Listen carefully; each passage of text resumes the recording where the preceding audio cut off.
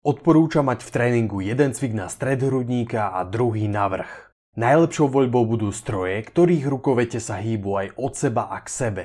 Pri mnohých strojoch však idú rukovete príliš ďaleko od seba v spodnej pozícii, hlavne u ľudí s užšími ramenami. V takomto prípade bude lepší stroj, ktorého rukovete sa hýbu iba dopredu a dozadu alebo tlaky na multiprese. Pri všetkých cvikoch si najprv nastav spodnú pozíciu, aby tie lakte smerovali 45 až 60 stupňov od tela. Uchop koncovky alebo osu hlboko do dlaní. S vypnutým hrudníkom sa nadýchni, vytlač záťaž do začiatočnej pozície, kontrolovane spúšťaj záťaž k sebe a po krátkej pauze ju dynamicky vytlač späť spolu s výdychom. Nevystieraj úplne lakte a neprepínaj ramená dopredu po vytlačení záťaže a neustále udržuj vypnutý hrudník.